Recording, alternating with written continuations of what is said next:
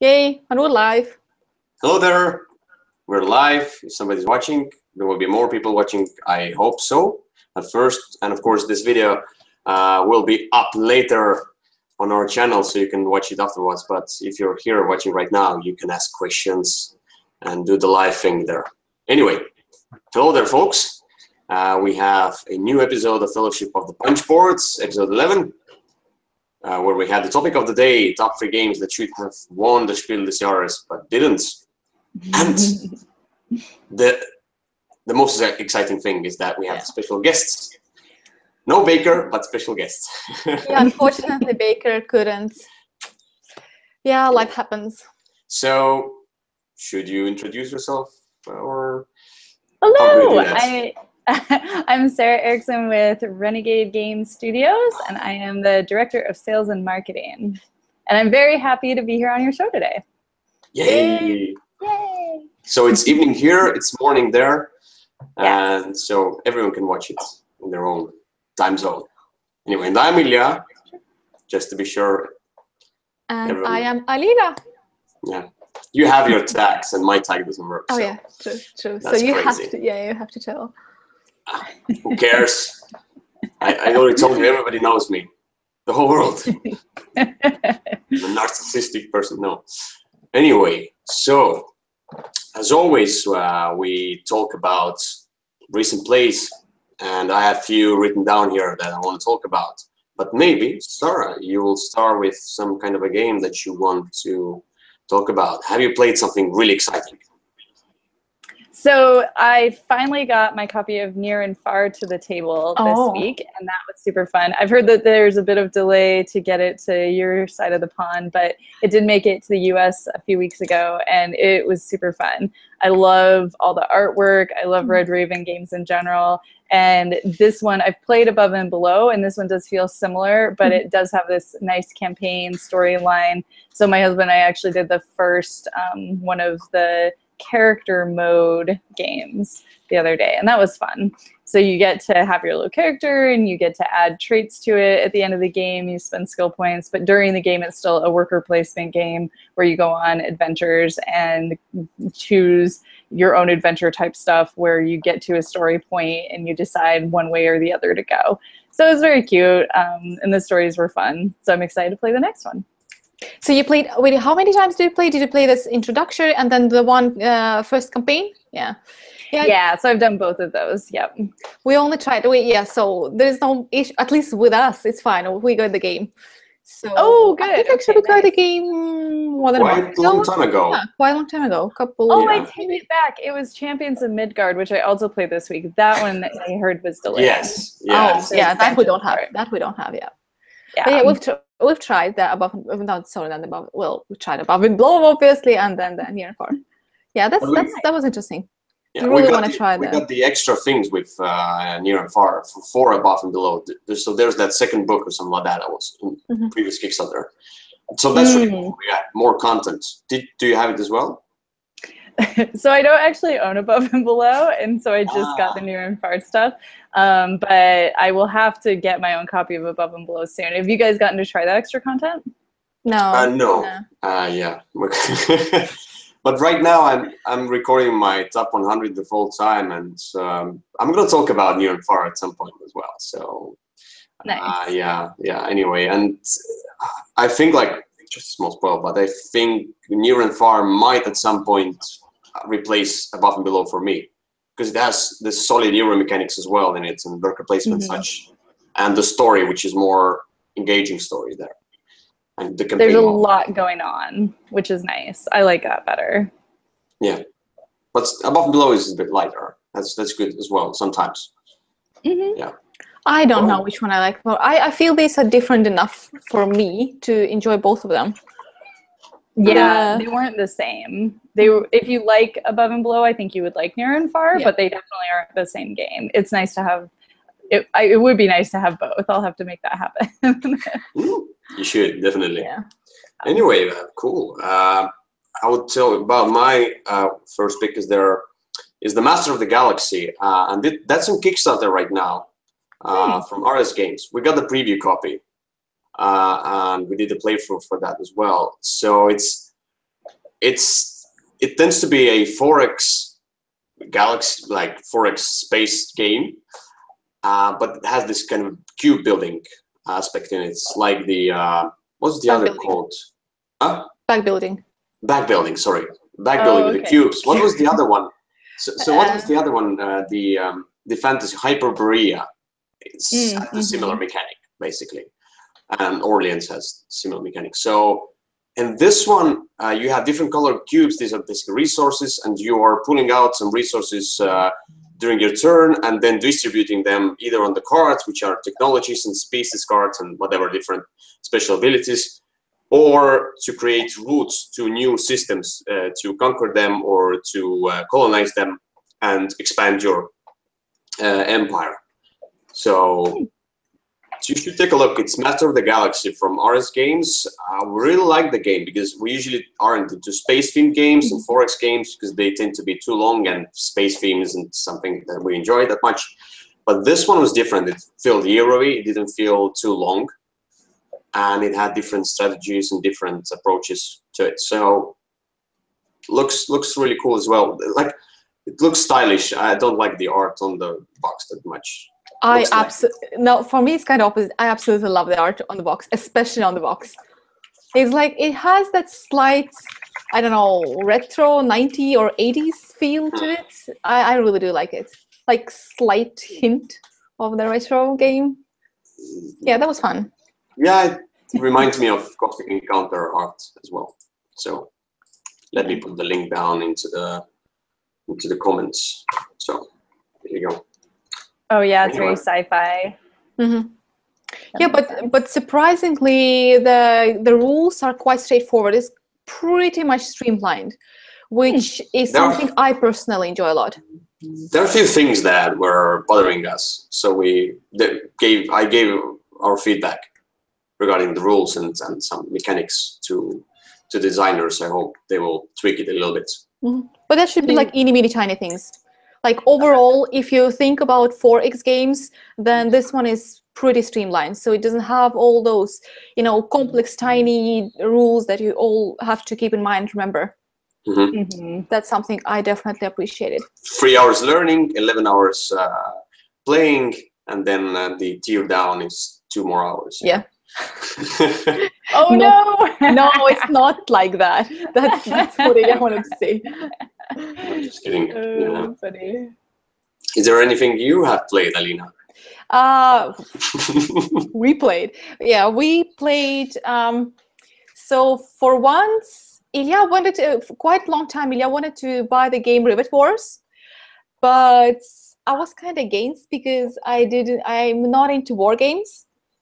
But I kind of gave the game a chance, and we bought it with a discount from the Philibert, and I was surprised actually that I liked it quite a lot. It's my type of war game, of my type of combat game, because it doesn't have, you don't have to like plan a lot, those hard strategies, and like the defeats are not major. It's more like you lost some troops, so you're gonna deploy them next round. So it's more like constant combat, and those like miniatures are cool and cute, and like there's not too overwhelming special abilities, more like different stats, and like one miniature is better against another one, and it's just, I don't know, a little bit maybe like not the mechanic, but this paper scissors, rock paper scissors, where every like miniature or every unit is like specialized against some other. But we want to try so we tried only the first game, the easiest one, where we didn't even use all the miniatures and all the options. So we really want to try all of them to get full experience. But I already feel that I want an expansion with those flying, the airplanes. Yeah. So it's so expensive. Like the core box is $100, and then the expansion is $100. And then like, okay, a little bit too much. You can totally see it's a C1. You could totally see by the amount of plastic. They make really cool big box games. I think they have that planned down. But if you don't want to pay a little extra for all that extra stuff, then they can be a little pricey. Yeah. So one thing that maybe that's what my thought is why Alina liked this game more. It's because it's a 2-player game. It's more concentrated, so it doesn't feel like an all-scale war, like a skirmish, small thing. Yes. Yeah, I really enjoyed it myself. We played only like the basic version. We followed the cards. There was the first scenario which introduced you to the system, and then each other scenario will add few things, and then eventually we'll play some really cool fighting there. But yeah, really cool miniatures. Yeah, the first impression is really positive. Have you played it? I haven't played it. I used to play a lot of miniatures games. I played Privateer Press. I was a Trollblood player for a long time. So I like miniatures games, but there's just not enough time in my schedule to put a whole army together, get it on the table, play for 6 hours. So I really appreciate board games that give you that miniatures feel in a more compact, shorter sort of dose of it. And I think that CMON, especially things like Rivet Wars, do a good job of that. So every once in a while, I like to get this on the table. I'll have to check that one out. Yeah, it's very accessible, in my opinion. Extremely accessible. Is there anything else you have played, Sara? Yeah, so I also got to play Dice Forge this week, which is another new game. And it was very interesting. So I actually played it with my mother-in-law, who hasn't played a ton of games, but she's always very willing to put up with us making her play complicated games. But Dice Forge was nice because it actually isn't complicated.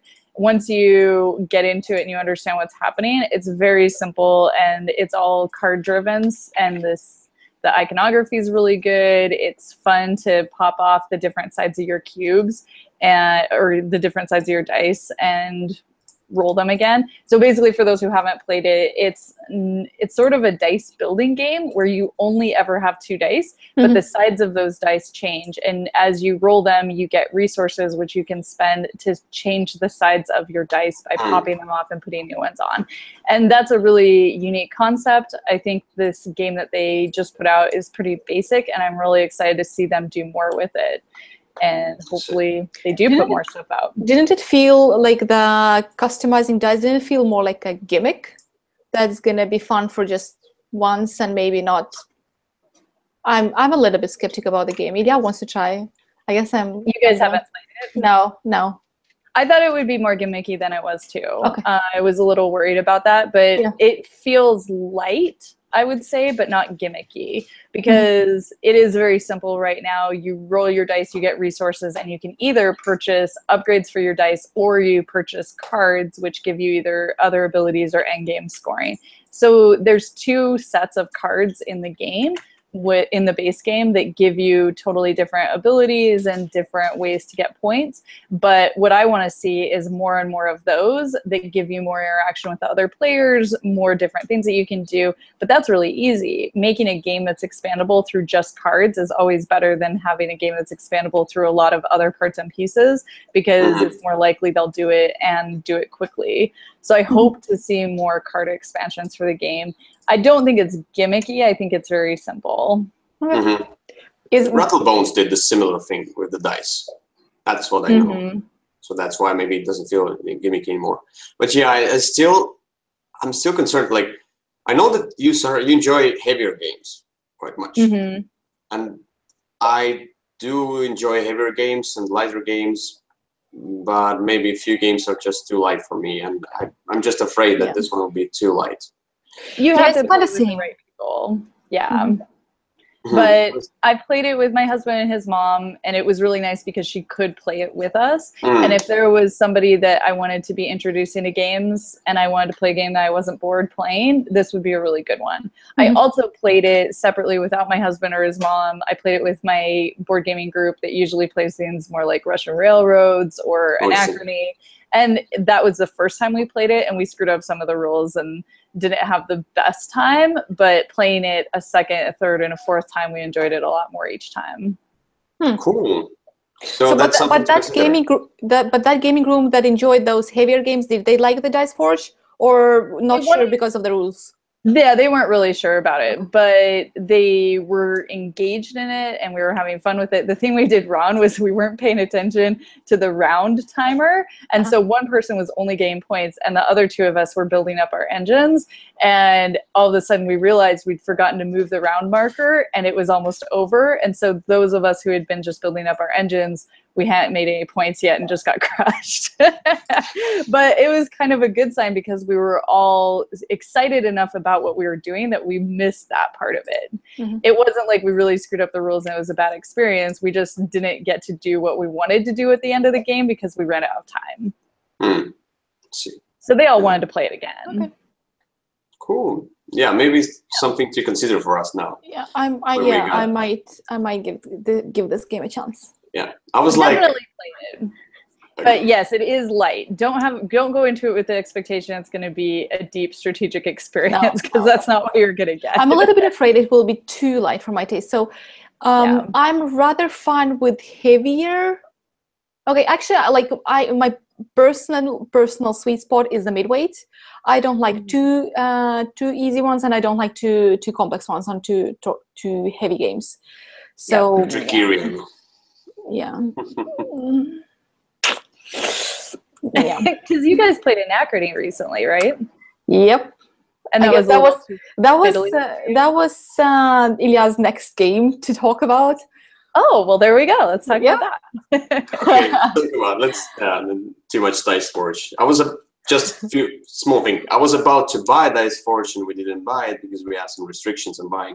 Yes. We get and buy too many games. Yeah, and I'm only one who is actually paying attention to our limits and our agreements. I see. It's good to have a budget because then you appreciate the games you do buy a little bit more. Yeah. It makes us like the game more if we buy it. So anyway, Anachrony, as you told that, yeah, we played it. We played only the base game, no expansions. And it was enough for now, for the base game. I mean, we should play it more. Yeah, and I feel like this one is a little bit more straightforward and a little bit more streamlined than Trickerion. Yep. Eventually, like when you look at all the pieces, all the board and things there, it's just so overwhelming. Lots of iconography, lots of colors and everything. Once you start playing, I didn't really think about the rules and what this piece does and what this one. I mean, I was thinking more about how to do my strategy, how to survive, how to do the best. So that's really cool. That's for the first game, for a heavier game. That's a really cool point there. And I liked it. I need to play more to decide. To decide how much what? I like it. Oh, okay. How much I like it. Yeah, but I mean, it's really cool. I definitely liked it more than Trickerion, so I think this is one of those few heavy games that I'm fine playing again. I liked it a lot more after I'd played it a bunch of times. Okay. Yeah. Because you do start just getting the flow of it and you aren't paying attention so much to all the little pieces that you forgot, and then you realize, oh, it's the end of the game and I didn't actually ever evacuate and now I don't get to score all these points. So you remember more stuff as you play it more. I would really highly recommend the expansion that gives you the guys that are on autopilot that you don't have to spend workers to activate. Those are just, it really opens up the game, and it is already really, really tight, but it gives you some more options that make it slightly less frustrating. I love the game. I've played it a ton of times, probably more times than any other game with our group in the last few months. So I didn't feel like adding that expansion was too much, but I think it's good to play the base game several times before you start adding more things. I know there's the Doomsday, and there's that, there were kind of a tiles for those chronobots, or how they are called, whatever they are called, the bots, the machines.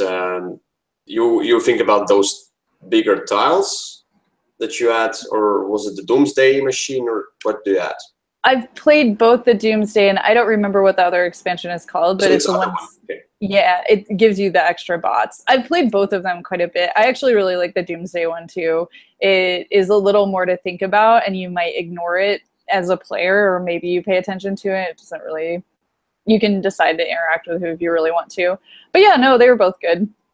But the one with that gives you the extra bots is my favorite. I see. Yeah, we have the Kickstarter version as well. So, but one thing I was concerned about this game is the setup and the tear down. Oh yeah. It's just it's dragging. It's annoying. Yeah, but we still didn't get we bought the insert through American friend. Yeah, so we should get this insert, but that friend of that US friend, whatever friend of a friend, doesn't really contact us. I don't know. He probably forgot about us. Theoretically, it's in Estonia already. Yeah, but it's not not with us yet. And I love to put the inserts together. And I did few reviews for Broken Token as well for the insert. So I really want to get the insert done because this box just, when it's all in the box, it just looks like a mess and it's so hard to set up the game. Yeah, it's pretty much a puzzle to put it back in the box. It's like, yes. What should I put? In which corner should I put this baggie? There's a lot of stuff in that box. Especially if you have the miniatures. But like the miniatures are great. And I love the idea of the miniatures. When I looked at the small tokens, that if you don't have the miniatures, you have those small tokens that you put your workers on. These are like those bots. Yeah. I will never play with those. No, it's so silly. Like, I don't usually care that much. I play a ton of prototypes. I play games that are just crayon drawings, and I usually don't care. But for some reason, that game, I don't think I would like it that much without the huge miniatures that are kind of silly. Yeah, but I love that. Like, they're but they add to the theme. Pointless just to put like a cardboard token in it. But they're not mechanically relevant at all, and I love them so much. I don't know why. Yeah, they're really cool sculpts as well. Although I'm not like really into miniatures, so I don't care about the miniatures if they are not in the box. I love wooden custom meeples more than miniatures usually, just because they get you the feel of board game more.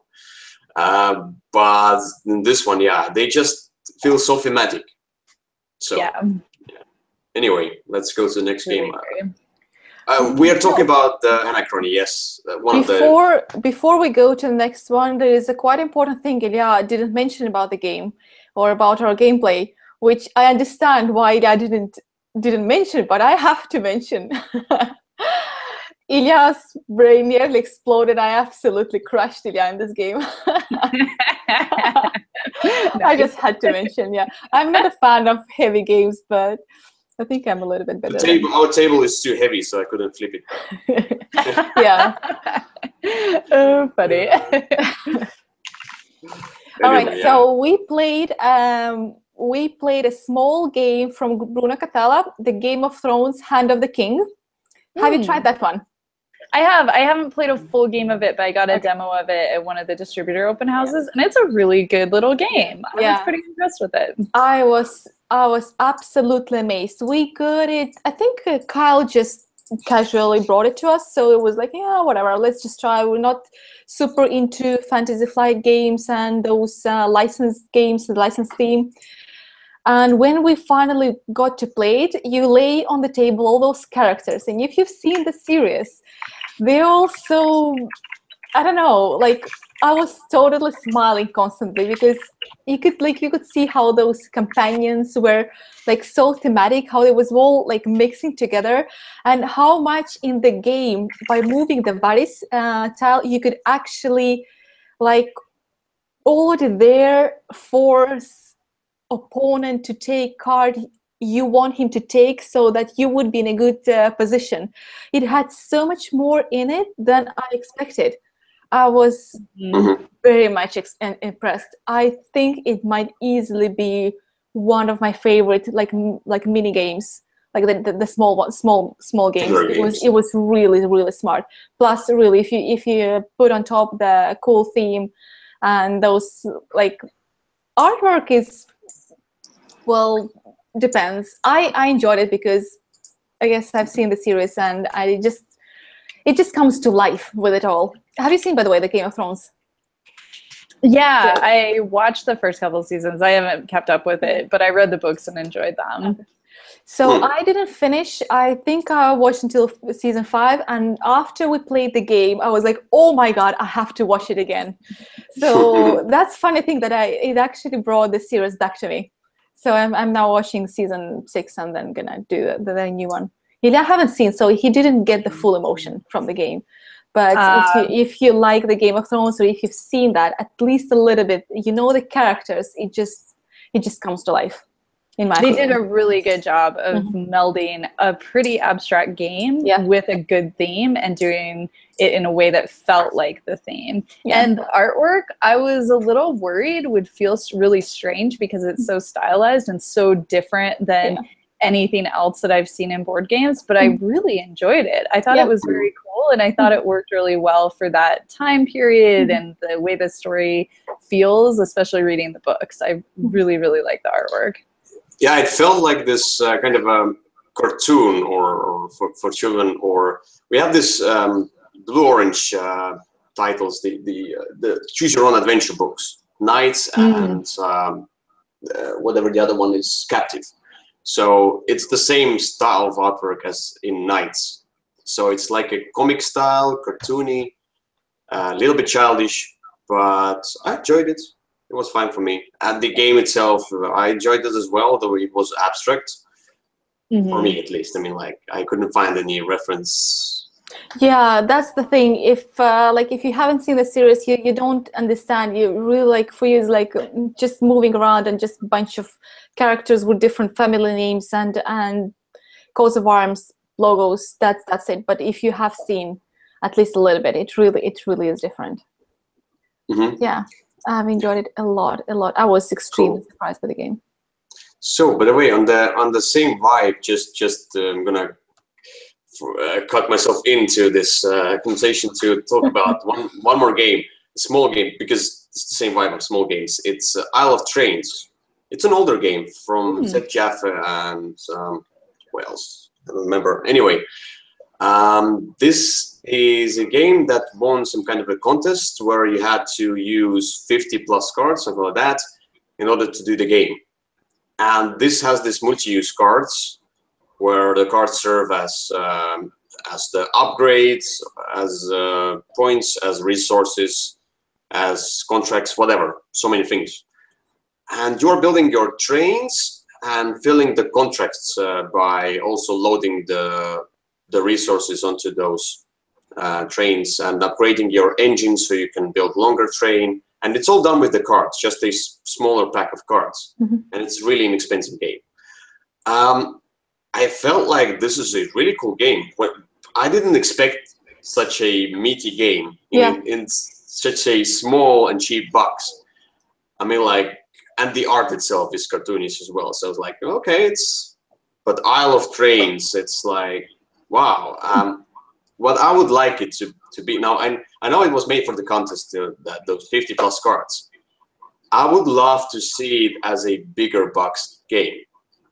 I would love to see it as a full game. So because it has a little bit of that fiddliness because of only the cards. It should have a few tokens, something like that. You could distribute the amount of information and make it more accessible, even more accessible. So I would love to see the bigger box of that game. I'm not sure. I actually think that this game might lose its, I don't know, charm by having in the bigger box, because in that case it will become so much more regular game. But it's so special by the way it has just a deck of cards and how you use them, and they're like, I didn't feel the need for a bigger box. I think it was perfect that way.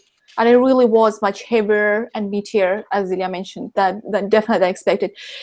Actually, quite often, if the game is small but it tries to be a big game, I usually don't appreciate, or at least it feels I don't know, fake or bad. But this one felt really good.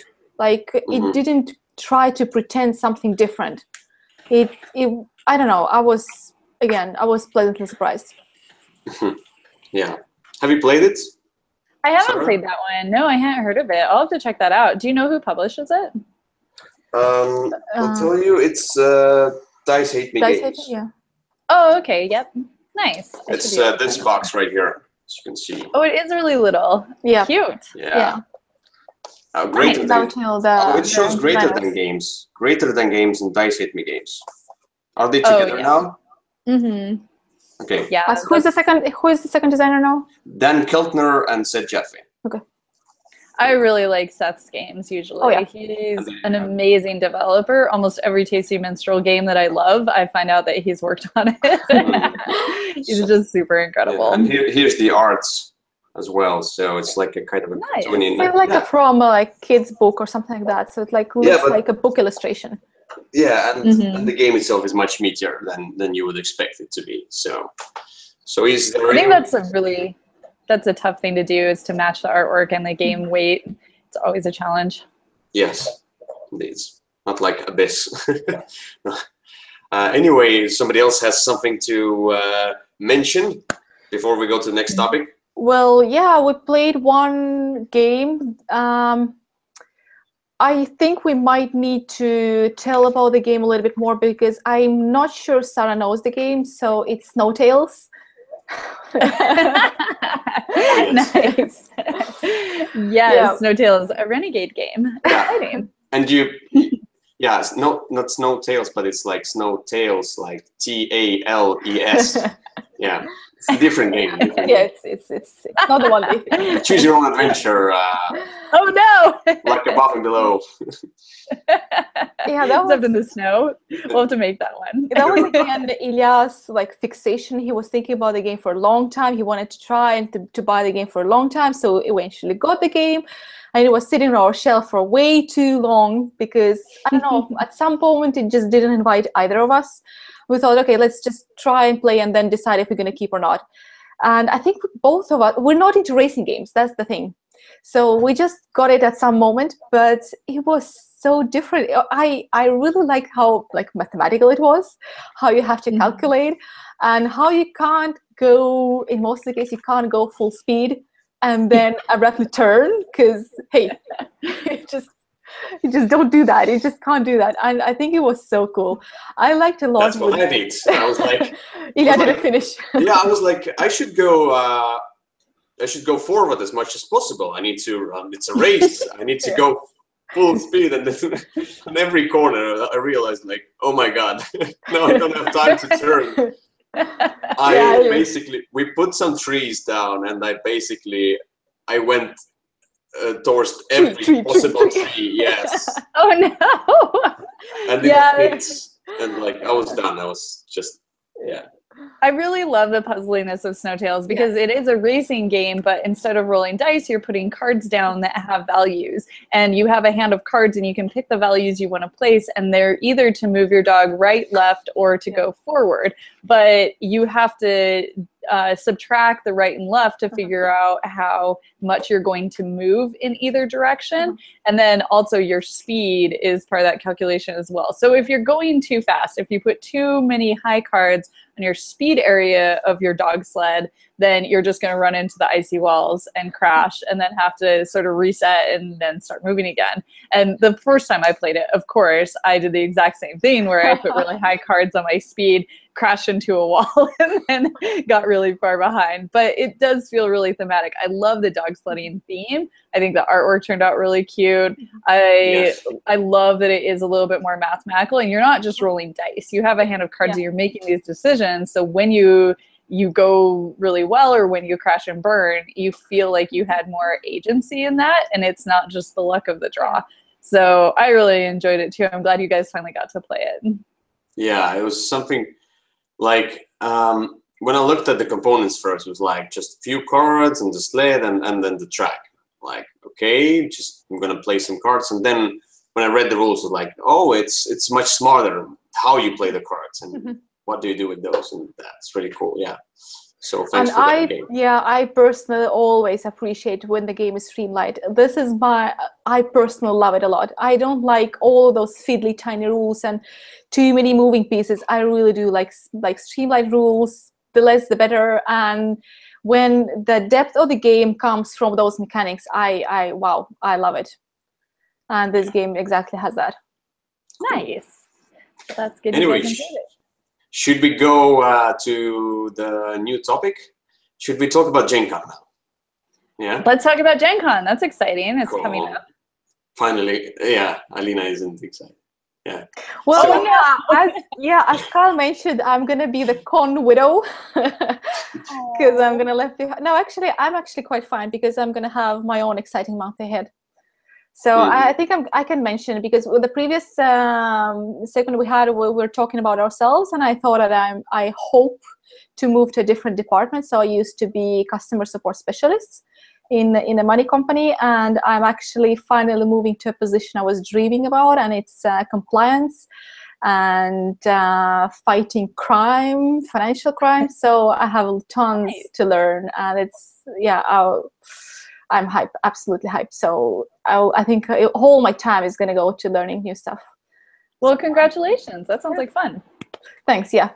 I'm super excited. You can play Ponzi scheme in the evening and think about financial crimes. Yeah. We have played Ponzi scheme. Cool game. Yeah. But it didn't stay in our collection because you really need to have like special people, or like the gaming group. All of them have to be kind of on the same level. But for us, in order to enjoy the game, we had to think pretty much every turn through a little bit too long, and it just dragged. Yeah. And if you do the decisions quickly, it will lose the charm as well. So yeah, that's fair.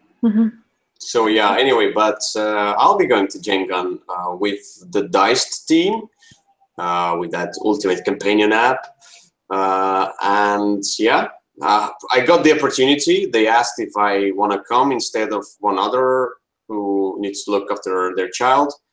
So like, yes, I haven't been to Gen Con. I want to go. Well, this is going to be a crazy year to go because it's their 50th anniversary and they're sold out, and it's just going to be so many people. It'll be a definitely exciting experience. I want to get my company and our Diced app to be as popular as possible. So that's part of my job as well. So I'll be doing my best. And if we get more people, then we get more people. But I think that means that we're not yet sure if Ilya is going to have even time and a possibility to move around in Gen Con. So there is a chance that Ilya is going to, that Ilya can go to Gen Con for once, but he won't be able to see it because he'll be stuck in the booth. I hope not. I hope Ilya can walk around as well, but there is like a tiny chance that this will happen. I already talked about it with Sara, so I need to meet Sara. I need to meet a few other folks. Peter Wogan from Breaking Games as well, Christian Waters from Osprey Games. So I'm trying to get those meetings onto my calendar, onto my timesheet. Although I will not have any time, I don't know how. But I mean, who cares?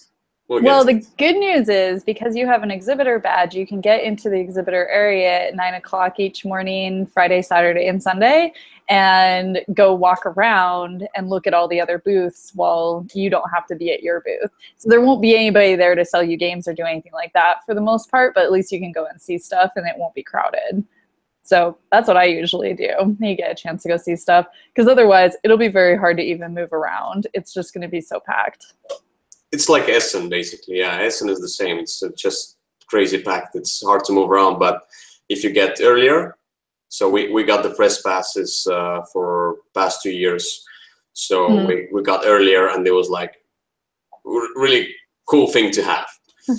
Yeah, makes a big difference. But Ilya will have his sidekick in Gen Con, the person to move around and get the games Ilya wants. Already. Oh, nice. You have somebody going to buy games for you? Yeah. That's I was cool. like already, he was like, I'm going to pre-order Codenames Duet. So do you want to go, like, do you want me to bring Codenames Duet to you as well? I'm like, okay. Sure. It seems fine. Yeah. But I don't think we can even buy too many games because Ilya is just going with one suitcase and he has to get back as well. It can't be too large. So have to get back. So I went to Essen for the first time last year, and my husband and I went together, and then we spent a week enjoying Germany after that. So we had to be a little careful with our purchases as well. But we brought a really huge suitcase and we packed it very efficiently and we got a lot of stuff home. It was fun. But You didn't I think send anything home, right? You didn't send anything home. No, we didn't ship anything. Yeah. We just packed it all in because we wanted to play it too while we were on vacation. So we brought like Honshu. I bought Kepler 3042, which we just announced that Renegade's it. We got that at Essen last year and played it a whole bunch. Great Western Trail, which is one of my favorite games. That one was awesome. So we picked up some fun things. I'm really glad we got there a year ago instead of having to wait for them here. So anyway, although I hope to come by the Renegade Games booth as well. I should. Yeah, I would hope so. if you will, yeah, I want you to show me quite a few games. Your 100 games that you're going to release this year. Yeah, oh my goodness. Yeah, we just received like half an hour before the show. We just received an email from Renegade. Do you want to tell about that one? Yeah, we have a lot of games we're releasing. Part of that is just the scheduling stuff. Like we thought some of them would be here earlier. So we had games that we wanted to release at Origins and games we wanted to release at Gen Con, and they all kind of got bunched up together. So Sentient and Flip Ships were supposed to be a little bit earlier, but we will have copies at Gen Con that people can buy. Both of those I'm really excited for. The Sentient is one that I actually got to work on quite a bit. I did some of the development with the designer. I did all the art direction, working with the factory, all that good stuff. So I'm super excited for it to actually be on the shelves and have people buy it. But we had a great response at Origins. People really loved it. So I'm not worried about it anymore. I'm just excited. I'm incredibly excited about the game because it's Alex Cavern and we really, really like his game. So I just can't wait to get it. I absolutely can't wait. Well, you like puzzly games too, it seems like. Yes. So I think you'll really enjoy that one. It's very absolutely into puzzle games. And the dice are so pretty. Yeah, they're some of my favorite dice, actually. Oh yeah, here I'll show you. For people who haven't seen them yet, they have circuit board sides, and there's a whole bunch of different colors. Each person gets 5 different colors, and they're all kind of fun, pastel-y, candy-looking colors. So quite unique color choices, I'd say. Yeah, they're really different. I had fun with the graphic designer, and she picked those colors, and I was like, yes, this is exactly it. Don't worry, Alina. I'll get in talks with Sara in Gen Con. Wink, wink, wink. Yes, we may have to work something out. So Sentient will be there. Flip Ships is a game by Kane Klenko. He's the designer of Fuse and Flatline, and he does a really good job of making cooperative games where one person doesn't just take over. And Flip Ships is the same again, except that now it's a dexterity game instead of a time game. You're flipping ship tokens onto a board to try and deal damage to alien ships that are coming towards you every turn trying to attack you. And that one, I'm excited because we'll actually have Kane Klenko at our Gen Con booth. He'll be teaching people how to play. Yeah, and Quan... Oh, he is wonderful. He's so humble, and he's just such a fantastic designer. He loves teaching people how to play, so he'll be there the entire time at the booth. Instead of running around looking at all the fun stuff, he'll be there working, teaching people, which I really appreciate because we have a lot of designers who do come help us at the booth, but none of them that work quite as hard as Kane does. He's awesome. And then also Kwanchai, the artist for Flip Ships and for Kepler 3042 as well. He will be running around at Gen Con and will probably be at our booths for some amount of time. I'm still working on a schedule with him. He's here right now as well. He's in the chat as well. Yeah, that's absolutely amazing. Oh, hey, how's that going? Yeah. Anyway, we had a lot of fun. He was at Origins. It was fantastic to meet him. We had a lot of fun. I think Quanche won't be in Essen, as he told. No, he told us before. I don't know. I'm asking it right now. I don't remember. Oh, yeah, like last year, he was like accidentally still put on the list of like attendance. But yeah, he wasn't there. I was like, oh my god! Like, actually, Quanche Mori is my absolute favorite illustrator. I even get the games. I don't even always have to check the art there. I don't see the name, but all like the feel, the look of the game, I'm instantly into the game, and I can later on just read, now I know why. But I don't know, but I'm just so into the art, the style. It's I don't know. Yeah, the thing I really appreciate about Kwanchai's art is that you can always tell that it's his, but it's always different. It's not like the same style every single time. It doesn't get old or boring. It's always something totally amazing. It blows your mind, and then you realize it's him again. And you're like, what can this guy not do? It's amazing. Yeah, I agree. That's the thing. Like something about his style just so invites that, as mentioned, like I will be like more, oh, that looks cool. And before I realize, like, why? Yeah. Don't get me wrong. I like Konchimori's art as well, but I think for me, it's hard to tell. Although I really like the Jakub Rosalski. I think you should pronounce him Jakub in Polish. Rosalski's art, but Xavier Colette is wonderful, just amazing. And maybe even my favorite would be Vincent Dutray, because of his art style, which suits the board games. It tells the stories, it tells everything. It's also, when you look at Vincent Dutray, it's him. Like, it's nobody else. Yeah, you cannot really mistake him to somebody else. But Punchimori, I like Punchimori of the same reason, because when you look at his art, it's him. And that's the best part about the artists, and about the publishers, about the designers as well. So, by the way, the Kane, I want to say that Kane looks like a little bit like the one who did sorry, now I don't remember the name. Why? I know this. Vlada Chvatil. Something like that. Michael Crichton. You think Kane Klinko looks like Michael Crichton? Vlada Chvatil. Vlada. Oh, I don't know what he looks like. I see. I don't think they look alike. He has curly hair as well. And wow, like really? Only that? I mean, like, no, but...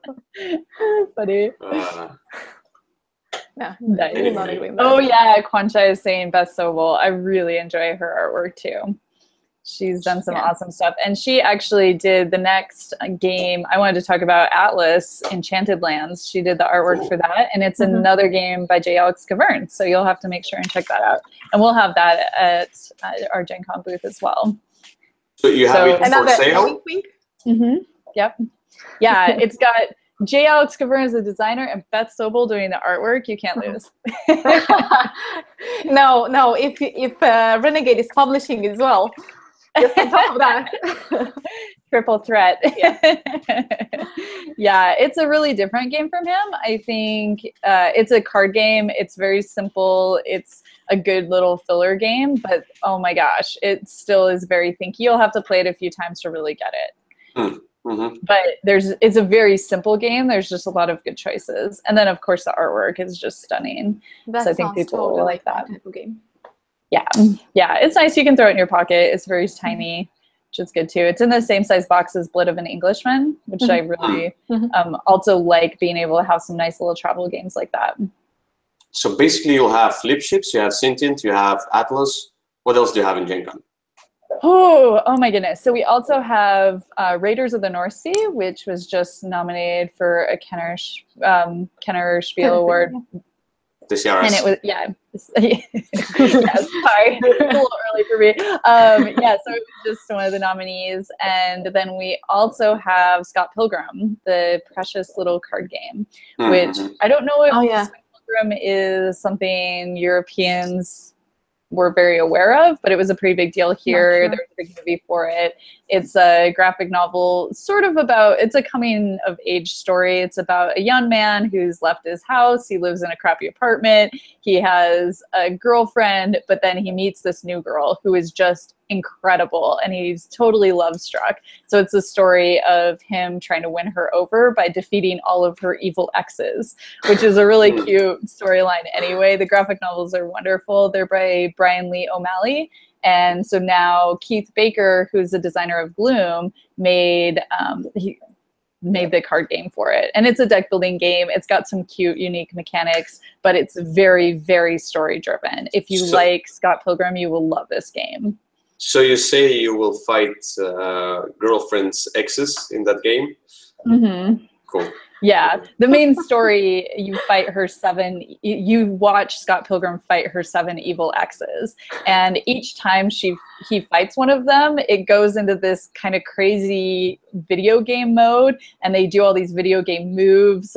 And then when he defeats them, they turn into little coins that sprinkle down, and he collects all the coins and he gets more powerful. So it's kind of this silly retro feel of a game. And in the game, you're collecting cards, and they actually have up, down, left, right, A, B buttons on them, which just like an old Game Boy or something. And when you do the right combo, as if you're playing Street Fighter, then you get bonuses in the game.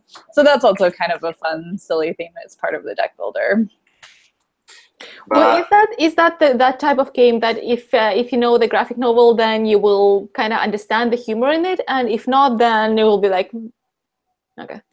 If you don't know the story behind it, I think it reminded me of how you were talking about the Game of Thrones card game you just played. I think it's still a good game. I think Keith Baker is an elegant designer. He's done lots of really cool things, but the thing he does best is immerse people into a story. Yeah. So people who love Scott Pilgrim will really appreciate all the little details he put into the game a lot more than somebody who's just playing it as a game. I think it's still a good game. I think you would have fun playing it with people who don't know about it, but you won't get the same experience as someone who loves the IP. Okay, good. So, but you should still show it to me. Oh, absolutely. Yeah, it's got some cool stuff. It's got double-sided cards that are used in a really unique way. So there's some mechanics in there that I haven't seen in a deck builder before that I think are neat. So I'll make sure and show that one to you. We're not into deck builders that much anymore because there's so many deck builders. We play a lot of deck builders, but this one sounds different. This one sounds cool.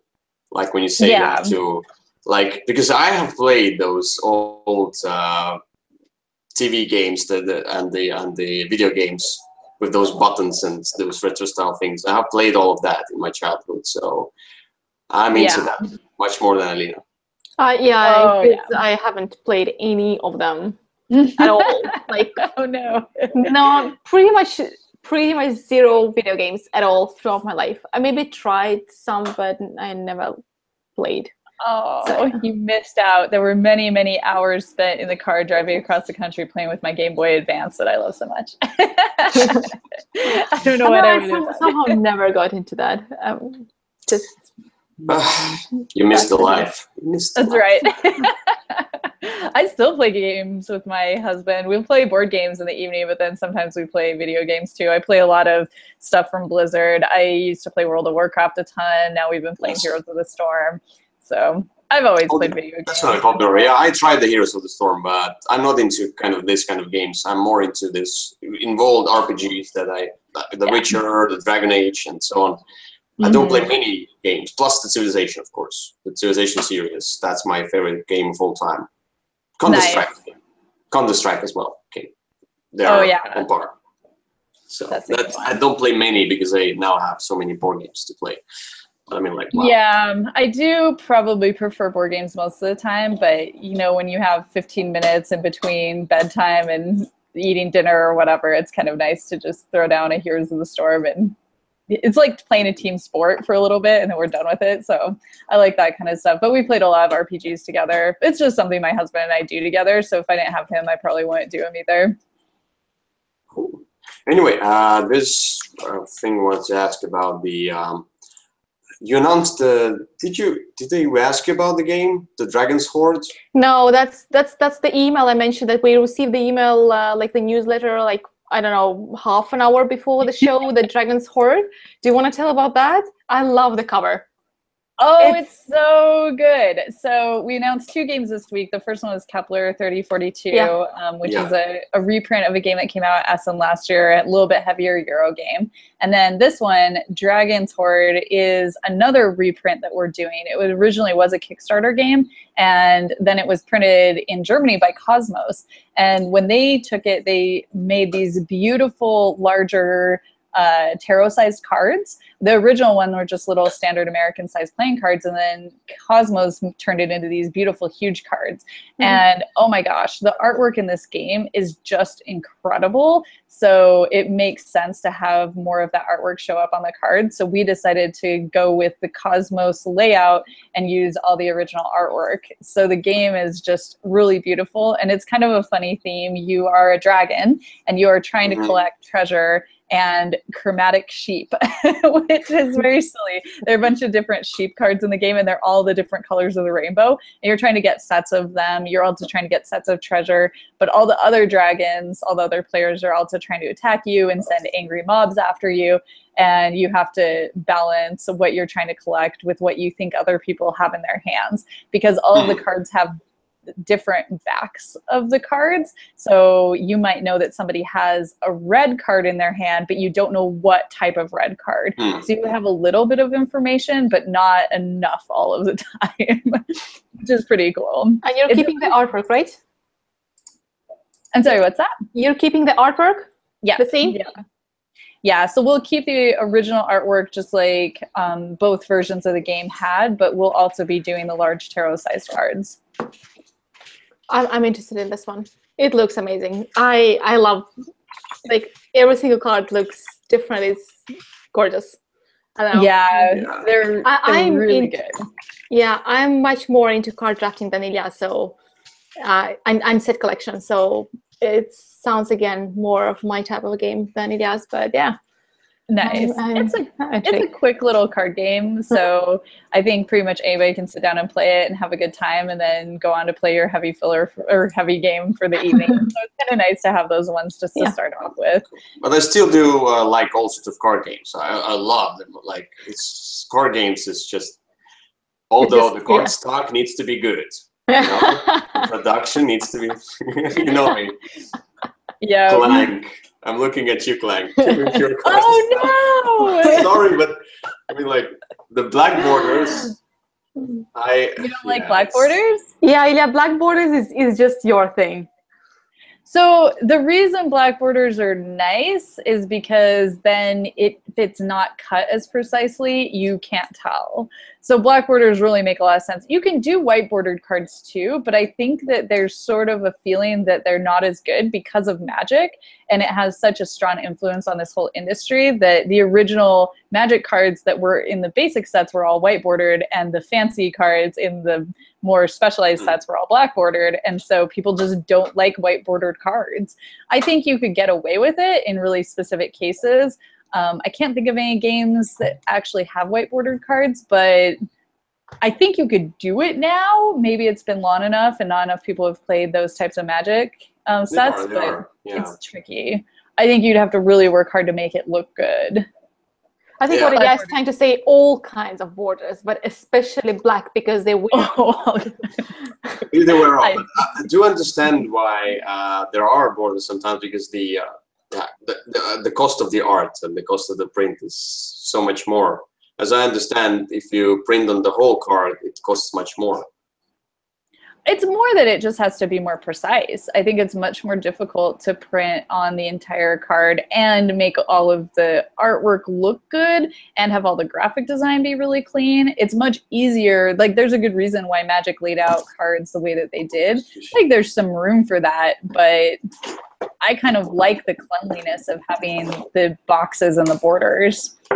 But that's, of course, a personal taste. I think Arena of the Gods was really cool. I really appreciated how the cards sort of broke out of the borders. I thought that was neat. So, this is Raptor. So, these are whiteboard. So, as you can see, this is the 2015 or 16 release? 15. 15. Yeah, so they still do the white borders.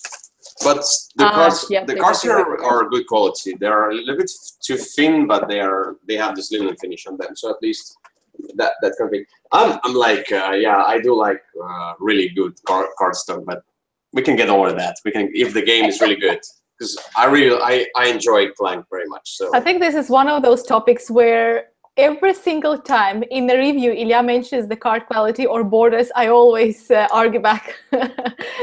Because I understand it's like a more of a personal taste, more of maybe like you mean kind of something bigger, but it's still kind of Ilya's personal thingy. Anyway, That's before we go to the topic of the day, the last thing, Ex Libris, because I'm interested in the bigger box as well. So there's yet another game that should be in Gen Con, is that understand? Yes, yeah, that is also coming in Gen Con. There's just the 100th game you have there. Okay, so. So I think Ilya's suitcase is going to be filled already with Renegade games. Come to us first, and then you just won't need to buy anybody else's games. You'll be fine. So that's basically my strategy. I'll make Kyle do the rest. Nice, nice. I think you guys are going to love Ex Libris. So this one's by Adam P. McIver. He's done Coinage. He's worked as a graphic designer on a ton of different stuff. And I really like his designs because they're very streamlined, but also really different. Garden Dice? Did he do the Garden Dice? Scoville? What did he do? The Garden Dice of Scoville? Something like that? So he's done graphic design. He did graphic design on Garden Dice. I can't remember. Let's see. He didn't design Scoville. Oh no, sorry. It's Joshua Capel, which is cool artist as well. Oh yeah. Yep. But yeah, so I know he did Coinage, which was a little game by TMG, and he's done some other stuff with them. But he has created with Ex Libris this incredibly cool worker placement game that's not like other ones I've played because it has a stack of action tiles, and those action tiles are shuffled and then they come out, and you can only use those actions this round. So it's a worker placement game, but every round you have different actions available, so you can't do the same thing over and over again, which I really appreciate. You have to change your strategy. And the other thing that's super neat is that each person has a custom board and a custom meeple that they pick at the beginning, and they do different special abilities, and they're all sorts of different wacky things. So I might play as the ghost, and I have a special ability that lets me maybe go to a place where somebody else has already taken that action when normally I couldn't. And you might have, let's say, the big golem creature that blocks other players or does something cool like that. Or maybe you play as a gelatinous cube that's this big...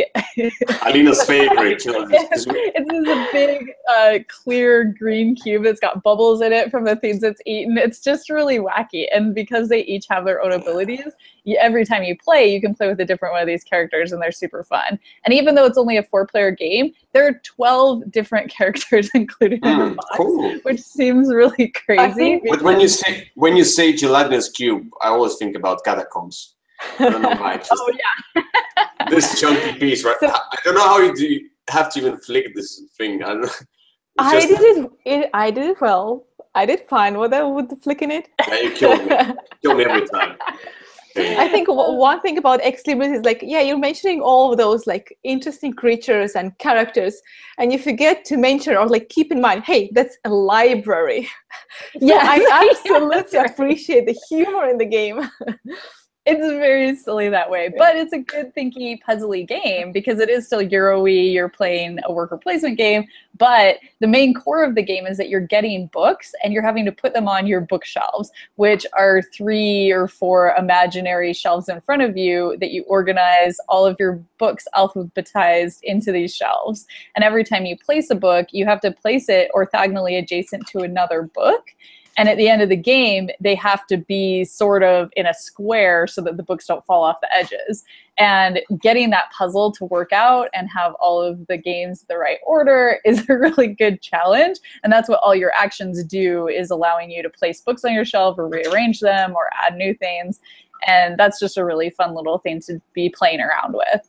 So it's cute, it's humorous, it's a good puzzle, it's worker placement. It's just all the things that I love. I'm so excited for this game to come out. Cool, yeah, definitely something that I'm gonna try to steal from your booth. Nice. Well, I'll send Adam after you. What do you have up your sleeve? Nothing. It's just a small box of chocolate.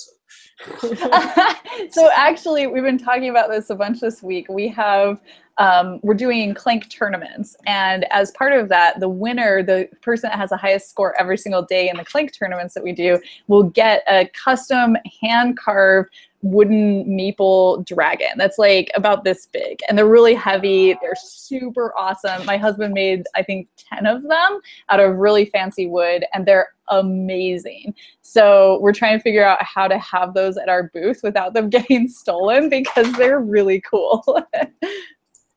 Yeah, that's great. I really want to. Yeah. Something I want to get. And you'll have to come and take a selfie with one. Yeah.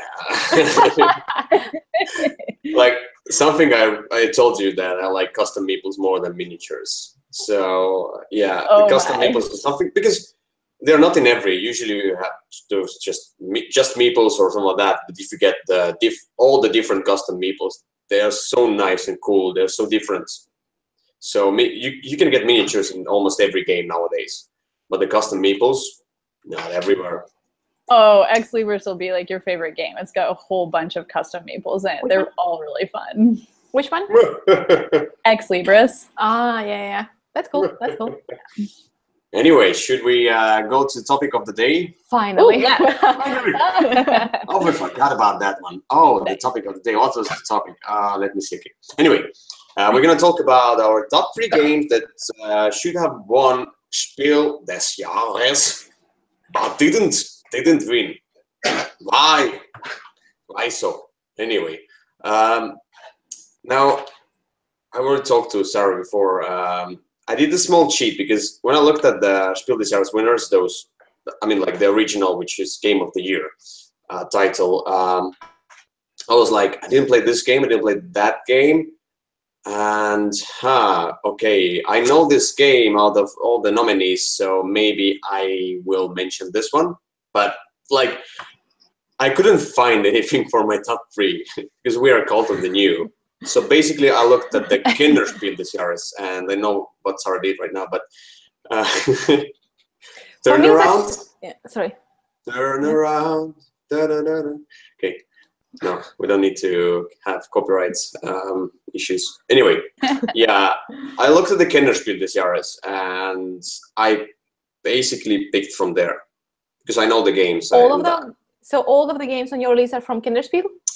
Yeah, I had few, like, I made a short list, and I had few that were from Spiel des Jahres, but eventually, if I want to talk about cool games, then I'm going to talk about, you know. So I had pretty much the same. So I had to cheat as well, but for the reason that I opened up the list, I was like, yeah, that's such a cool, great topic. And it was like, sure, we can do it. And then I opened up the Spiel des Jahres, I was like, So I haven't played this one, so I can't comment. So I haven't played this one, I can't comment. It was like, I was stuck. And especially we're not playing a lot of those Spiel des Jahres games. We're more into like Kinderspiel, but I will have, I think I have 1 game that is Spiel des Jahres, but 2 from Kinderspiel. So yeah. Yeah, I'm in the same boat you guys are. I don't have kids, so I haven't played a ton of the kids games on the list. And I think I probably do in general play a little bit heavier games than the basic awards. So that's fine. I think most of the people watching will probably be also in that same boat.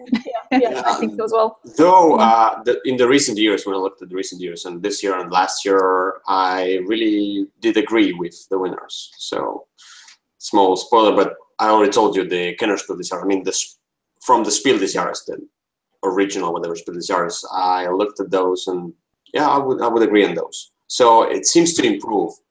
Like, in my opinion, the games, like when you look at the older games, they're making better choices now. Okay, anyway. I do think we also have a little bit of an advantage because it's been so long since, you know, you look at the earlier awards, and we know from the course of time which ones of those games really had a huge influence on the industry and on the community, whereas the people picking the awards at the time didn't have a crystal ball. So even though I don't agree with all of their picks, I don't know what I would have done if I were in their shoes at the time. Yeah. So I think that's fine. So, but let's go with top 3. Number 3, Sara will start. Maybe I should say, now it's number 3. All right, so my number 3 is Time Stories, because although it did not win last year, I think that it was just a really incredibly innovative game. It was so different than anything else I've played. I was kind of surprised to see that it didn't make the list, but of course, there were other really good games to choose from as well. What was the, oh geez, I should have had this up. What was the one that won last year? Sky, right? Isle of Sky, yes, was the winner. Oh, yeah. And it was against the Pandemic Legacy as well, which is like Pandemic Legacy, just bursted everywhere. It's like when you wake up in the morning, first thing you see is Pandemic Legacy. That's Yeah, I love Isle of Sky. I absolutely think that that game deserves a ton of credit for just being awesome in general. But I want this award to have more to do with being innovative and new and different. So maybe that's just my goal of the game is different than what their goal of these awards are. But I do really enjoy Isle of Sky. So that would have been a tough pick. But I do like Time Stories. It's different. Yeah, definitely agree on that. Yeah. So that's my number 3. How about you? Alina first. So my number 3 will be Spiel des Jahres of 2013. So it won. Legends of Under won this title or prize. Won the award. Won the award, yeah. But so we tried Legends of Under, and it was pretty. It was decent co-op, but I didn't feel it had something special. But so the game I think should have won. It wasn't nominations, but I actually did check if it was in German printed that year. Not sure about availability, but it definitely was in German that year, and it's Robinson Crusoe. I think it's totally worth it. But it wasn't recommended or anything, no? I don't think it was. I don't think I saw it anywhere. But really, obviously, of course, I don't know. I can't comment if it was available in stores that time, but it was printed the year before in German, released. So theoretically, it could have been. But I really do think it's really, really, really good game. And it might have been. Yeah, I'm not into I didn't like the Legends of Under. I like the idea of playing the game and learning as you're playing, but it was just a puzzle, an abstract puzzle for me, a little bit too hard for what it should have been from the first scenario. We failed so much. And I don't want to sit around and do the math. Like, I want to play the game as well. Like, I can do some math in the game, yeah, if I enjoy it at some point. But this one was just, I don't like Legends of Under. For me, it is a badly designed game. Well, I'm not sure about badly. I'm Sanhili. I'm not sure about badly designed, but that is true. So at some moment we were struggling with the very basic scenarios where we felt that, yeah, you really have to make every turn correctly in order to get through. That's not fun. Like replaying until you get, oh, okay, yeah, at this moment we have to be already at this stage, otherwise we won't do it. So we didn't find it was too fun. Yeah. I don't know. I cannot understand why it got so popular. Yeah, maybe because of the art more and how accessible it is. Maybe I think it was that part was definitely unique in the game. That I think it's really popular in Germany. I don't know how popular it is in US, for example. Legends of Andor. Yeah, it definitely exists here, but I wouldn't say it was super popular. I don't know a ton of people who've played it or have opinions about it. I haven't played it. If you're not missing much. Puzzles, yeah, you might try it, but you should avoid it. No, it's not puzzling. It's actually not puzzly. That's the thing. You can't say it's puzzly, but it's a puzzle to get get through. So you really have to do everything like in a correct moment. So really, if you miss something at some moment, then you won't have enough turns to get to the end. So that's the thing. Yeah. So, too harsh, yeah. it's sort of like Time Stories, but more harsh, because in Time Stories, you pick up all these little pieces that you know, and then by the end, you go back through the game one last time in the exact correct order to be able to get to the end and beat the game. Yeah, true that. All the Time Stories is kind of different. Yeah, because in Time Stories, you don't know what you need, so you're gonna go out and just explore. While in Legends of Wonders, you kind of know what you need, but you might just not get there. That's the thing. I see. Mm-hmm. Yeah. Anyway, So, my number 3. Oh, you're number 3 yet. Oh, sorry. Missed yes. Sorry. My number 3 is from 2012, Kenner Spiel. The winner was Village. I haven't played Village, but I have no desire to play it. By the looks of it, I just don't care about the game that much, although the theme about your people going into the Book of Dead, whatever, cool. Yeah, skip it. So keep going.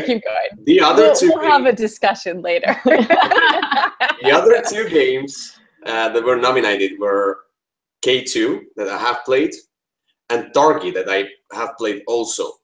And I think that Targi should have won this award because it's kind of a worker placement with cards, and it's certainly a unique 2-player experience. It's a meatier game than it looks, and I haven't seen any other game similar to Targi doing something like Targi, where you're putting your meeples into row and the column, and then the third action is the connection point between the of the two meeples in the row and the column. So that's kind of this kind of worker placement, which is amazing. The box itself looks fine. The art looks okay. You know, this kind of a training in Mediterranean kind of artwork, but it's just an amazing experience of a worker placement card game. Targi should have won the game, and K2 is also really cool. Yeah, K2. I'd rather say K2 though. Nah.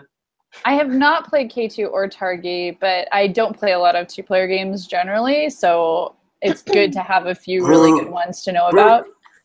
It's okay. It's okay. Yeah, You can be wrong.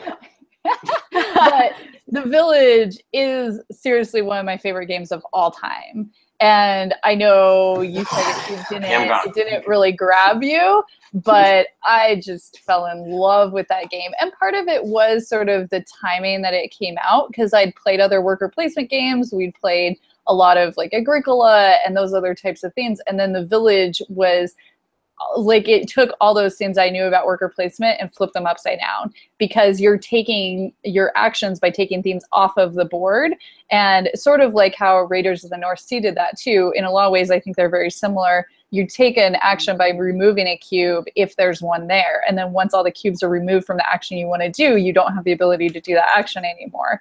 And you are placing your workers out in these different areas to try and train them, and eventually if they've been there too long, then they have to, if you've done too many actions, then you have to decide who dies. And that part, it felt more thematic and more fun than other worker placement games I've played, because they are just little meeple dudes, but it was kind of enjoyable and kind of silly to talk about how you're trying to get your family to die. Similar to something like Gloom, you can play it up a little bit. It's just kind of fun. But I love The Village. To this day, if anybody says, do you want to play Village, I will be at that table right there for sure, because it's just one of my favorite ones. So if you haven't played it, please go and try and find it, because I think also Inka Brand and Marcus Brand are amazing designers. They've done a lot of other really cool stuff. I love their Exit. They did Exit. They've done, there was something else I just saw on here that was nominated that was theirs. They're just, I think, really brilliant. Magic Maze, no? Oh, was that theirs too? Man, they have had a lot of really good stuff come out. I don't know, maybe, but I mean, like, with eventually you will look, if somebody's watching, if you will look into my top 100 of all time that I'm posting at this point, and I'm gonna do more videos, you will see how my tastes evolve around the games starting from 2015. Some are older games, but I mean, like, this is an older game that I just skip because there's no point in going back to so many older games if you have so many great new games coming out as well that you want to try, and they're shinier. That's fair. I did play Village right when it came out in the US, so it was probably a year after it came out in Germany. But I think it does matter because we evolve as a community and our tastes are going to change for what we like. And I think The Village for me is a little bit nostalgic, but I do still think it's a really excellent game. So they did Village, Murano, Exit Games, St. Malo. By the way, they did St. Malo. Cool. I really like that game too. That's cool. Murano. So anyway, yeah, it's okay, cool. Okay. So let's go to Nummer 2. Nummer 2. Ooh. All right. So for me, that's going to be Great Western Trail. I love the Exit games that won this year, but in the recommendation section was Great Western Trail, and that game is just so excellent. I think it does a lot of cool different things. It takes deck building, it has a board, it has a little bit of player conflict, but not too much. And I like that you start out at the bottom of the board and you play as sort of, it's not really a race, but you go through the whole board, get to the end, and then you have a scoring action. But then you start over back at the beginning of the board again, and each time you're adding different actions to the board that can be taken as you go through it. And so you get to do the same thing several times in a slightly different way and really optimize your strategy, which is something I really enjoy doing in games. And also I really like cows, so it just worked out well for me. So that was a nice addition at the end. Yeah, cows. My husband was a cattle rancher, so we both have a particular love for cattle. But yeah, so I was kind of sad to see that one not make it to the top 3. It was on the recommended list, but I really would have liked to have seen it either win or make it a little bit higher. Yeah, we haven't played that. We haven't played that because it's we're not into kind of this style of German Euros that I call. We're more into French school games, and it's nothing that Alexander Pfister comes out with is not exciting for us. I think, like, when we look at this.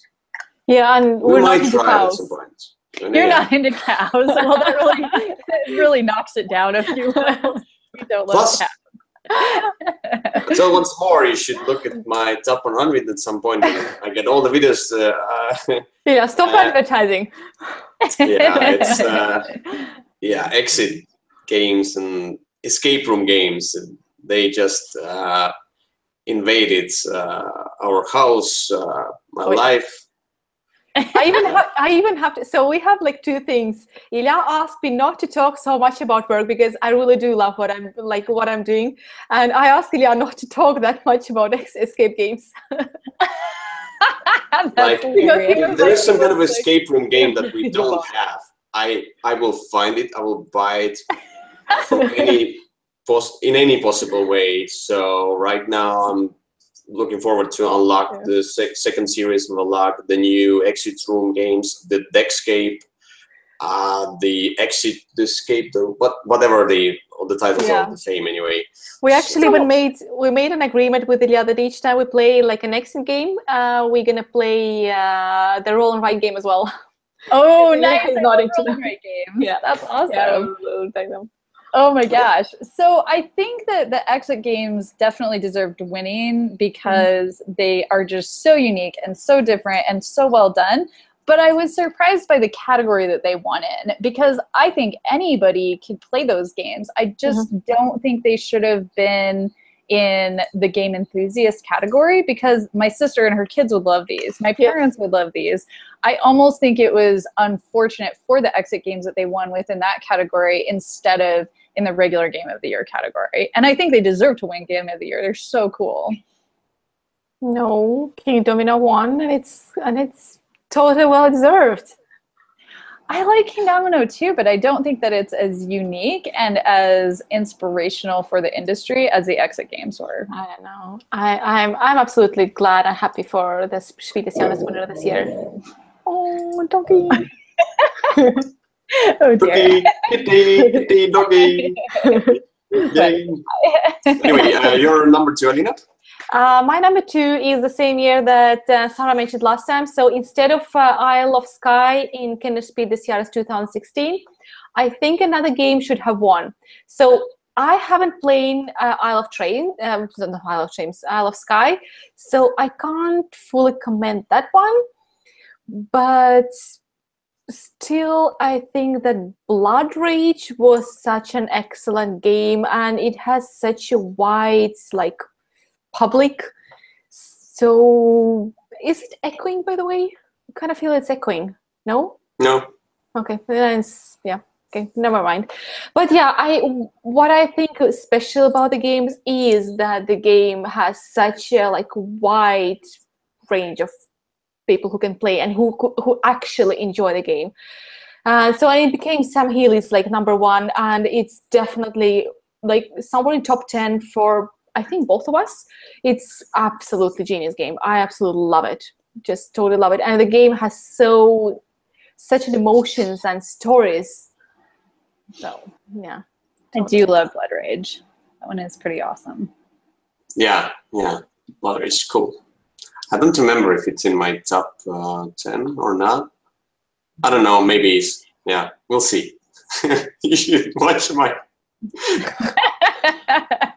Hilarious. Okay, let's go to my number 2. Okay. My number... seems like, okay, we'll get to it. My number 2 is 2015 Kenneth Spiel this Jahres, and Broom Service on it. Broom Service is Alexander Pfister's game. Should be. He's the designer of this game. Anyway, the nominees were also Orleans and Elysium. Now, while I haven't played Broom Service and played the other 2, so I still feel like Broom Service just, I look at it and I don't care. So I feel like Elysium should have won because of its looks, the French style, how it just, an amazing art production right there, 8 different artists, the really cool mechanic of those columns and getting the cards, and then it's similar to Valley of the Kings where you score the cards that will get into your Elysium. What's it called? Yeah. In the Valley of the Kings, you need to entomb the cards in order to score them. So it's the same thing. So at some point, you have to get the cards down into your Elysium, but then you cannot use them for their abilities anymore. Just an amazing game, and I think it should have won. Because it's family friendly. It's only iconography. There's nothing really too complex to, just amazing game. I don't know. I do like Elysium. I've played it a few times, but I just don't have that urge to play it a whole bunch. Whereas Orleans, I think is amazing. And like I would play that game a lot more. So I agree that one of those 2 should have won, but I don't know about Elysium. Well, it's more Euro-y. Yeah, Orleans is just heavier, so we understand you. Yeah. Yeah, that makes sense. Orleans is a little heavier. Have you played the cooperative version of it? No, only the basic one. I do like the basic one, but the cooperative version just blows it out of the park, which is crazy because I don't usually like cooperative games very much. But the cooperative version of Orleans is really, really good. I would probably play it instead of regular Orleans most of the time. Let's see. Yeah, I like the Orleans more than Alina. I think we sold the game because of Alina. It is a pretty heavy game. I would agree with that. Yeah, well, we actually didn't fully sell because of how heavy it was. I had a problem with it that there was a runaway leader, and as it's like an engine building game, there was one person in most cases who could build the engine better, and then it was like hard to catch up, and then the game would drag enough that you would see that. So it would, like, earlier in the game there would be one who done better, and then you just have to finish the game with just knowing that you can't get there, sort of. I see. I bet you would like the cooperative version of it better than too. I do agree. I think that that can happen. It hasn't happened in all of our games. Our group is pretty evenly matched, but I can see that being a frustration. Yeah, although we're not into co-op games that much. Well, anyway, let's go to number one. Yeah. Yep. Yes. Number one, the best, the biggest, the fanciest. So I think for me, the one that was the biggest surprise was Pandemic Legacy. I just cannot believe that that game didn't win. And it was nominated last year. And of course, Isle of Skye won last year instead. And Pandemic Legacy just created an entire new category of games. I suppose Risk Legacy was before it, and it also was very elegant and wonderfully done. But Pandemic Legacy just took it to a whole other level. And we see so many more campaign-style games, so many more legacy-type games coming since then, that it's just amazing to me that it didn't win the category. Yeah, yeah. So I hear a small conflict. So you are telling about two games in this top 3 that should have won the same year. Can Spiel is Jahres? Okay, that's totally fair. Well, yes, I think both Pandemic Legacy and Great Western Trail. Oh no, I'm sorry, Pandemic Legacy and Time Stories were both just really amazing. I wish they'd been on different years. And I guess that's why it's even more surprising to me that Isle of Skye won. Because as much as I like Isle of Skye, it just didn't do anything so drastically different like Time Stories and Pandemic Legacy did. But maybe it's because it's more accessible or something. I don't know. Like, I've played Pandemic Legacy with a lot of more casual players. I've played Time Stories with my mom, and she loved it because there's so few rules in the game. I would have a hard time playing either of those groups with Isle of Skye and have the same experience. I don't know. I just am very surprised that that neither of those two won. I'm gonna mention my number one before Alina, just sure, because no the story goes on. And yeah, my number one is from the same year, so it's the same, Isle of Skye. No, every single one of us has mentioned the Isle of Skye shouldn't have won. That some other games should have. No, I think that while Isle of Skye, no, that's the thing. This is a German type Euro. Yeah, it might be a solid one. I played it.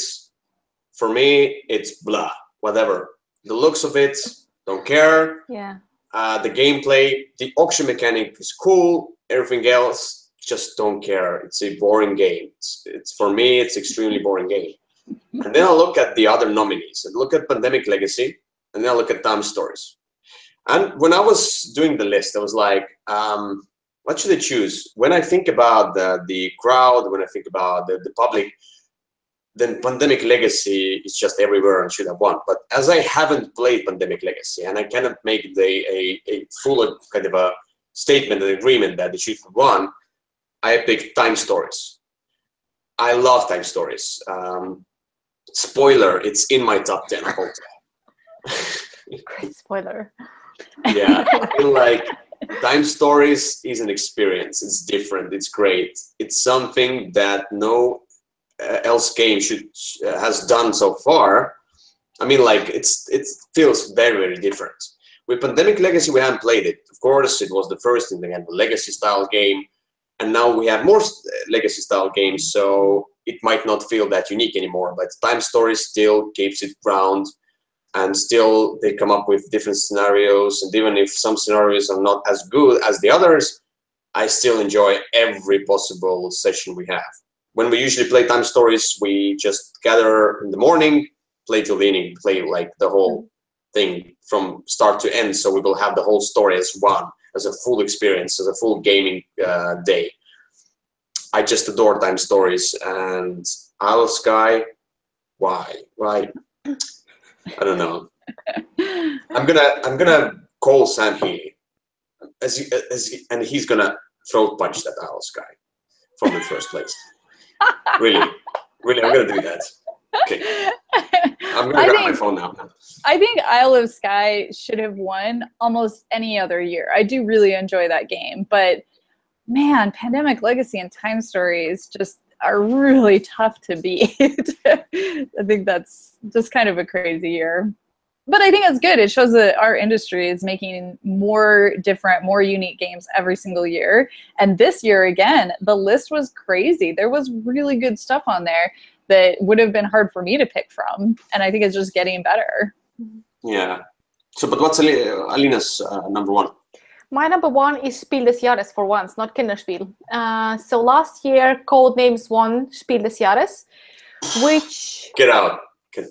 Which I absolutely love Codenames, but I would really want to see something different, not a party game there. Yeah, you know I love Codenames. You know I play with even more than you do. So but it won and it deserved the win. Yeah.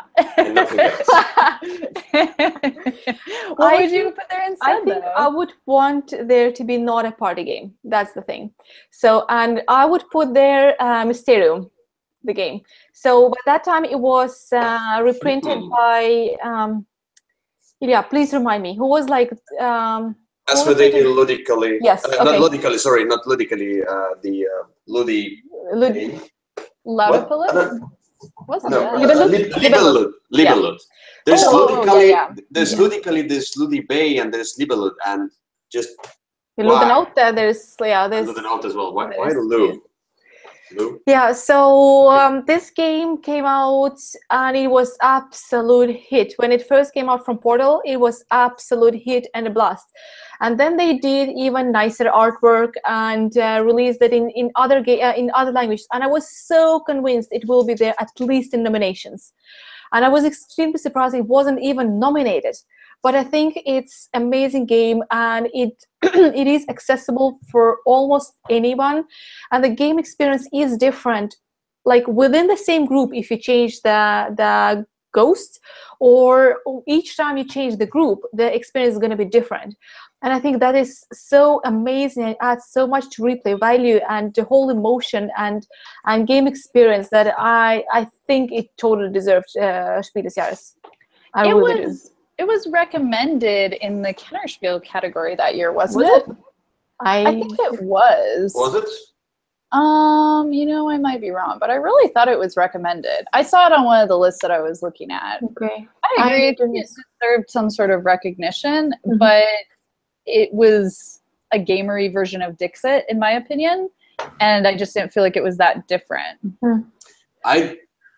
I don't like Dixit, although I can now play it on different occasions and certain occasions, but I loved Mysterium at some point when it came out, the Polish version. I was like, Mysterium, we should play Mysterium, and that was the hit of the season. But I don't know. Right now, I still enjoy Mysterium a lot, but Codenames just Although there is one other party game. It hasn't been nominated because it's from Oin Games, but Insider has somewhat not replaced Codenames for me. But if I have to pick one of the two party games, I would pick Insider. I would pick Codenames. Yeah, I like Insider. I think it's a cool idea. I enjoyed playing it, but I remember the very first time I played Codenames, and it was just all I could do to play any other game. Like, all I wanted to do was play Codenames over and over and over again with different people and have that different experience every time.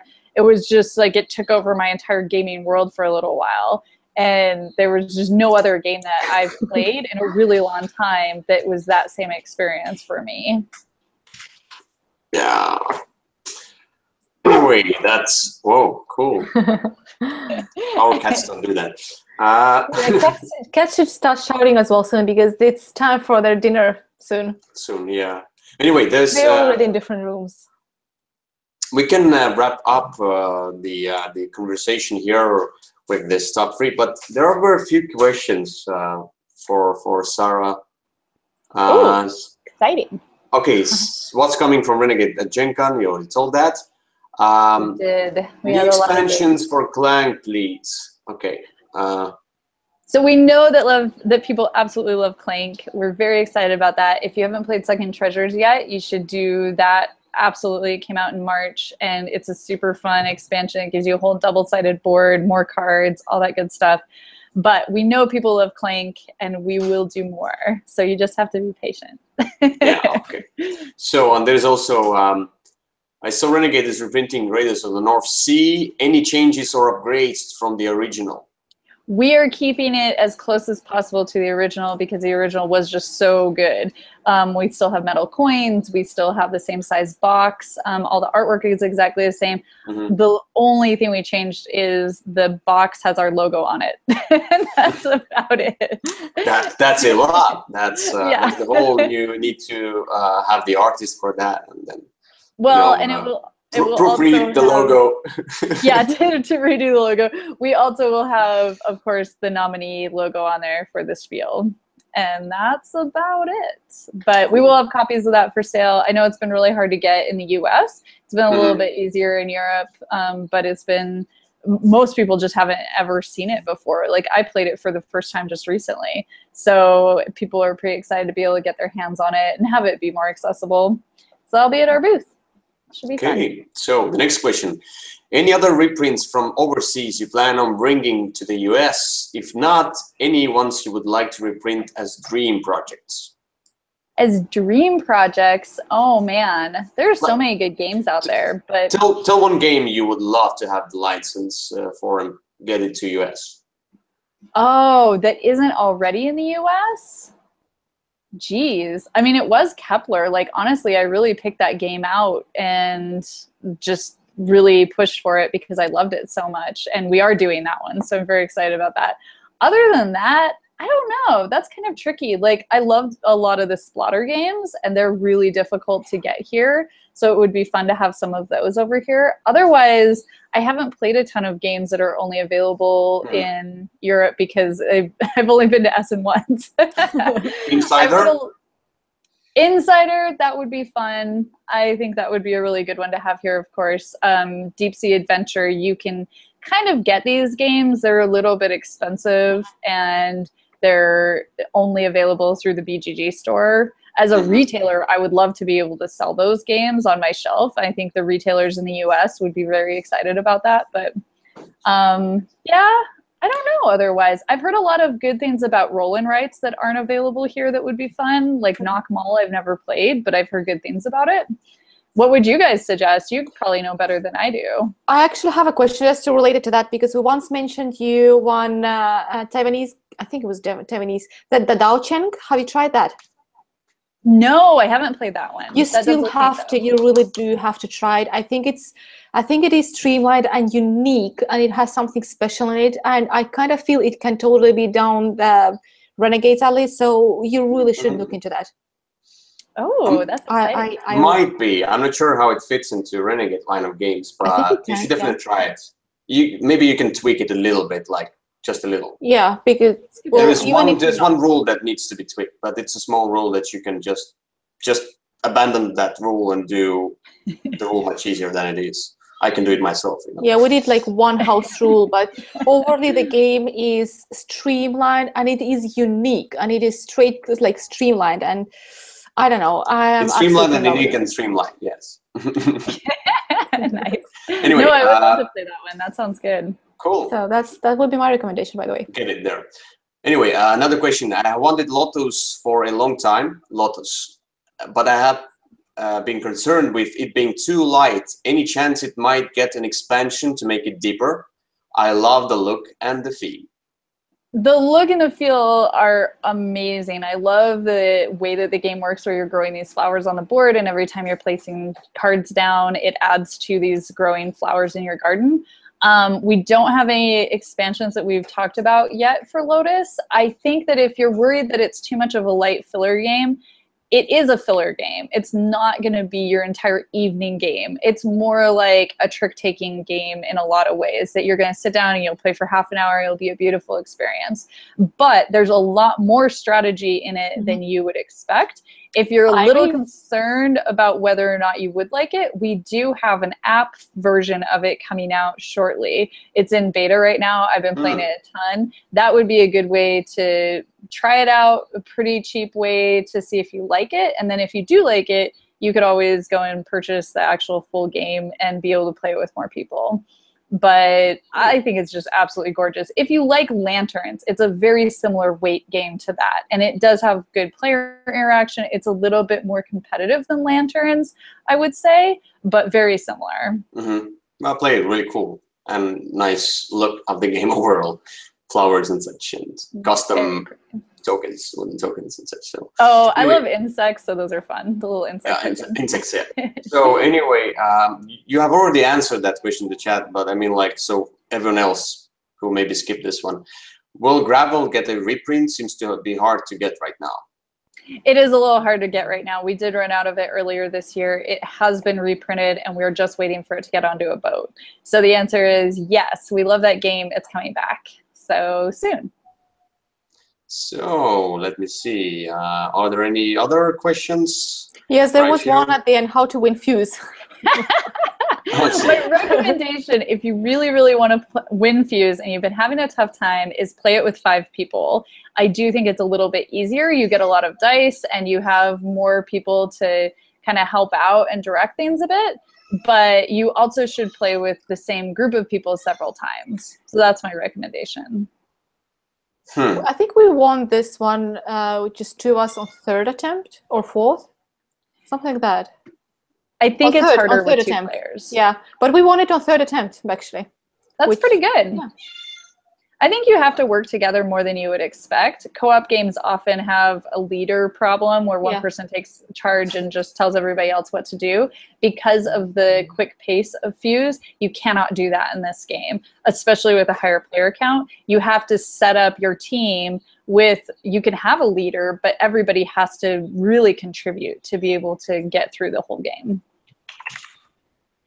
Yeah, okay. So, somebody said that the Insider will be in US, but in another form. Oh, that's the topic we won't touch right now. That sounds good. We'll avoid that one. You can go read about it on the internet if you want. And somebody asked that, oh, thanks, Sarah. I'll likely buy it as my wife's a gardener, and she would likely love the game. He talks about Lotus, so he or she, sorry, was asking about Lotus, and then you answered that then he or she will buy. As my wife's a gardener, it's him, it's he. Yeah. It's my. Oh my God! Sorry, it took you so much time, Ilja. So I saw somebody was asking what's in the cupboard behind me. I can show you one thing that's back there if people want to see. Are you ready? Yeah. Okay, hold on. So this is my closet. There's a bunch of junk in here, but then I do have early copies of Sentient. Is it possible to have somehow magically transfer it into my cupboard? Magic. We need a witch in the wardrobe, right? Yeah. What else? I also have some frogs. No. The frogs are in the other room. I also have the very last unopened copy of Flip Ships, which I need to ship out to a winner of one of our giveaways. So this is the other one. Did I win? What do you mean with the very last unopened? What happens with? So there were a few copies that we brought to Origins and we sold there. I mean, I guess maybe possible some people didn't open their copies, but I assume everybody opened them and played them. And I don't have any. But will we have more? We'll have more at Gen Con, and then the release date will be in September. Okay. Because I got worried already. You got worried? No, it actually hasn't released yet, so you haven't missed it. We had a few early copies. Okay. And I think that's about it that I have is exciting stuff in my closet. I have boring stuff like paperwork in there. What do you have behind me? Okay. Anyway, that's been a long road today, discussing all the stuff. It has been a lot of fun for me. I hope for the others as well, and those who will watch this video after that, after the live has been recorded onto the YouTube with this magic, and Sara will flip few games and ships through the screen to us, so we can play them right away. Well, Nice. And we'll get to it in Jenka. I personally flip hope some. Sara had fun with us because I totally love you to see you again. I did. This was great. Yeah, Cool. thank you guys for having me. This is a wonderful way to spend a morning. So let's wrap it up right now. And Yeah, the Sara's, like when we had Bruno Catala on our show, he played the guitar to end the show. So oh, you I'm showed not that fancy. you should watch it. And he played another time as well. So, but also we ended up on a high note here because you showed your cupboards. The next guest will most likely show the card tricks. So stay tuned. Ooh. Even Yeah. I don't know. Sounds fun. What? I'll just make Kyle learn the card trick. Make him, or Yeah, Sara, if she You can. can. I think you can actually hear by now our cats who are demanding food. They're Absolutely. demanding that you will every open the time. door. They're behind the closed door. Behind my Anyway. closed door? Yes. But She's they're demanding behind food. the door with the food. Yes. Okay. Yeah. Okay. Yeah, because Hungry it's about cats. time for them to eat. Anyway, hungry cats. Thanks for watching. Yeah. So, what Yeah, else? thank you guys. Thank you everyone in the chat. It was good to see you too. And I look forward to seeing you at Gen Con. Me. Yeah. Sorry, not me. So that was Sara Erickson from Renegade Games. That was Ilja from And Würfel Alina. Reviews. The corn widow. Cone? What? Corn widow. Okay. Okay, so we're gonna end the broadcast in 3, 2, Bye. 1.